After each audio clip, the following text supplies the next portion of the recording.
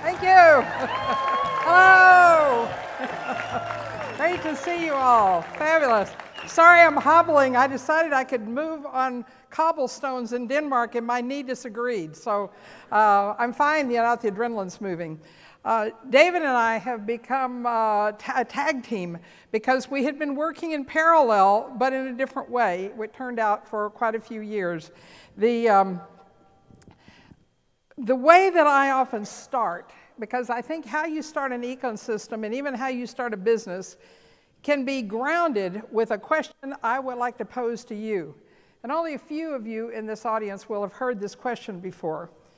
If you think about when you were a child or young, you think about an event that would have predicted who you are today and what you're doing, what would that event be? All of us, it turns out, have one, and it is the beginning of entrepreneurship. It is the beginning, the seed that moves things forward. I'd like to tell you a little of the answer to that from my life, and then give you a story of someone who has been involved in building an ecosystem from starting inside of a large corporation, and having that corporation become the platform out of which it could happen. A week before my 5th birthday, I got locked in the closet by my father for the first time. That was only about a half an hour at that time.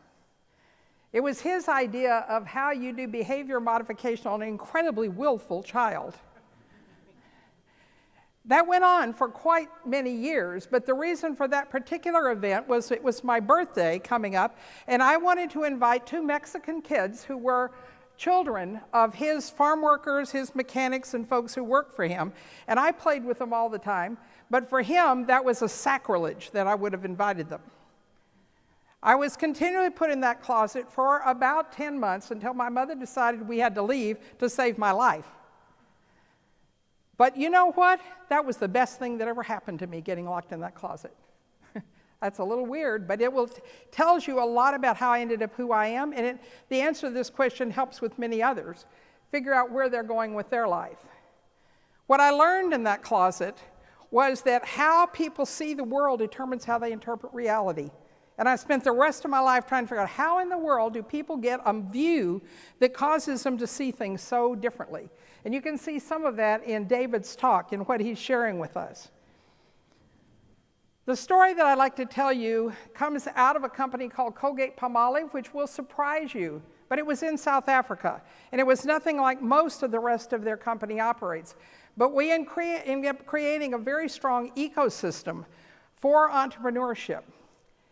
The general manager for that operation was, whose name was Stelio Sesos, and he said, I want to build a great country while we build a great company. We spent time regularly, I was there for 3 years, building the capability inside that company to think about how it is they could change the world that they were living in, if we're going to change a great country, if we're going to build a great country.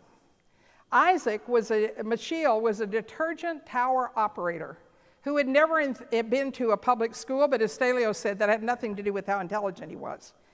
And he took the 7 first principles of living systems, which we were working with across the company, and he applied them to something we called promises beyond ableness. I ask every person in the company to come up with a promise beyond ableness, which is to make such a huge difference to something that truly needs to happen, and you don't yet know how to do it, but if you don't learn, it may never happen. Isaac said, I want to transform the health, particularly the oral health, of all the children in Soweto Township where I live. Isaac's a detergent tower operator. He knows nothing about this, but he knows that health is tied to oral health and that he's in a company which works with oral health, and why couldn't they use the resources? He proposed it, it got approved, and off he went. The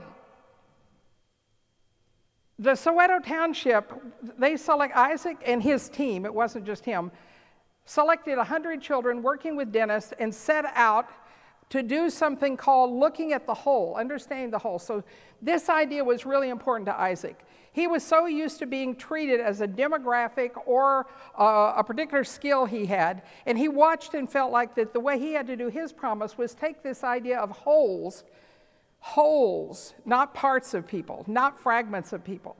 And as he began to look, he realized he couldn't just work on health, he had to work on economic development for the entire system. So he began to select people who could work with the dentist, who could become educators, and they could educate about how health worked, and they could be set up in small businesses to do that, supported by Colgate, the beginning of the seed of the ecosystem. That work that he did helped all of the women. It ended up being women, I didn't mention that part.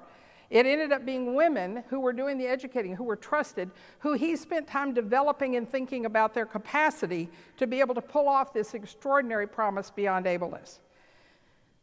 So wholes is the first one. By the way, you will find this outline I'm giving you, because I don't believe in PowerPoints, at least for today. You will find what I'm giving you in the knowledge library on your app. These 7 first principles, because I'm going to ask you to continue to use them, if you will. The second first principle that Isaac worked with was something called essence. Everything that is alive in a living system has an essence. It is unique, it is distinctive. And that's why the question, when you were a child, what was the event you remember that would predict who you are today? That was your essence speaking. No one else would answer that question the same way. They did a story of place and discovered that, of course, what the story of Johannesburg and South Africa and Southern Africa is birthing life in so many ways, including rebirthing the new South Africa. He asked every woman to work on this question and helping create how she could carry it forward. So the second first principle of all living systems is know its essence. It's the way you find and work with a whole. The third first principle that Isaac worked with was the idea that everything has potential, but it's not a generic potential, it is unique. So you as a person, each of you who answered that question, when you know your essence, now you have potential to go reveal that in the world. So what Isaac began to do was really work with something called principles rather than standards. He got rid of all standards, all programs, all things that did problem solving, all that worked from genericness, and worked on finding what were the principles that could guide these small businesses growing. By the way, along the way, these women are educating people about oral health. These 100 children in less than 6 months, all but 2 of them had reversed the oral health problems that they had great readings, and all of the women began to have businesses that were growing. They were selling at an incredibly reduced rate, barely enough money that Colgate covered the entire program, and the ecosystem is starting to blossom. You see how we're working here. All right, the next thing that began to happen, so potential is the third first principle. The fourth first principle is development. This one is so important. I mean, it's like if I could scream from the rooftops and say, don't ever do anything with people unless you understand that it is not based on using their potential, it's based on developing it. It's based on developing critical thinking skills, on developing personal self-determination, and structuring all work systems so that can happen, because that is the essence of what humans are. My new book is about trying to take these paradigms, which David and I have been looking at, and look at how we've been structuring work, structuring ecosystems using those old paradigms, and we can't even see them. And I'm going to ask you to watch for them today, because part of it is going to keep showing up in your conversation. We don't notice they're behaviorally driven or they're machine driven. Catch yourself, the language helps a bit. So working on development is a really important practice. We did that in South Africa. I was meeting every 6 weeks for a week with all of the team, with mixed team members in South Africa, and Isaac was taking every word of that out into the township, working with the economic development processes which were being built. Now, the next 3 that Isaac was working with, and the next of the 7 first principles, have a lot to do with how it is you really have the ecosystem itself come more alive. The 5th one is understanding that everything is nested. So Isaac constantly asked people, think about your business nested in human habitation, nested in a place. You can't build an ecosystem without knowing the ecology of how it's nested. He did this in every conversation. He would go regularly, and believe it or not, he's still going to work running the detergent tower at Colgate. But people are supporting him and the other team having time to pull this off. The 6th is nodal. Now, that's a very strange word. If any of you ever had acupuncture, anybody had acupuncture? You know, that's what they're doing, right? They find a node where all the paths cross, and when you release the energy there, everything else moves. It's a systemic kind of movement. What he did was he knew early, even though he had never met Muhammad Yunus or anyone else, that women and girls had to be in school because he had 6 girls himself, and that if they weren't the node, he didn't know what was. So he made sure that the growth came from making sure that women were actively involved. And of course, there wasn't any question of, in Soweto Township, they were all black Africans. And so was Isaac. So the process was being led by a person who lived in that township, paying attention to nodes. So I ask you to start to look as you start to develop, are you asking questions about nodes, or you tend to make long lists of things you ought to work on and scatter and fragment that kind of energy? The seventh first principle of living systems is reciprocity, but a particular kind. Because Victor is right, reciprocity can become the old world, which we need to have, but the new world is about systemic reciprocity, so that all things become healthier from how we work. So this process of being able to look at whether something is whole, not a fragment, not a demographic, not a piece of something, whether we're really looking at its essence, its uniqueness, whether it's a city. I mean, I love Victor's story of Kansas City also. Knowing what the birthplace is, knowing the story of the place.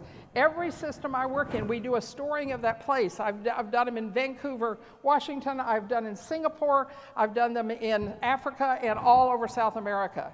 And we use that as the basis of building the ecosystem. Coming back to find the potential, now that we've done that, beginning to develop people, making sure we build development in completely, making sure that we make sure people can see that things are nested, that nodal is the way to work, and look for systemic reciprocity. Now, in the little app I gave you, it asks you some questions, and it gives you the side you're likely to work on if you're in the machine paradigm David talked about, or less clear, maybe the behavioral paradigm, where you give up all feedback, you give up all incentives, all rewards, all recognition. In fact, you may give up visioning because most of it's anthropocentric. And that was part of what Isaac made sure didn't happen.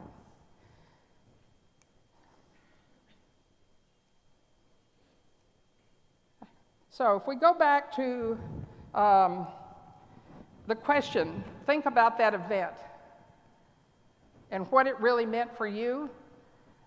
I wonder what would be your role, what is your essence, and how you would take that on for the rest of today. I'd like for you to hold that question in mind, because the answer to the question, what was happening in your early childhood that predicted how you work today, stay in touch with that. I think it'll make a difference. And if you'd like to stay connected to these 7 first principles, please pull out the library, the knowledge library. Does everybody have that? You know, everybody downloaded the app?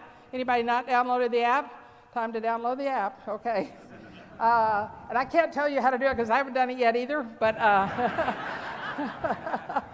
but I tell you what, I promise I will go do it, and if each of you will, and then I ask you to use it for a bit of reflection as you're working to hold what David and I have been talking about, the sense of eras, and are we actually moving into a regenerative living system era?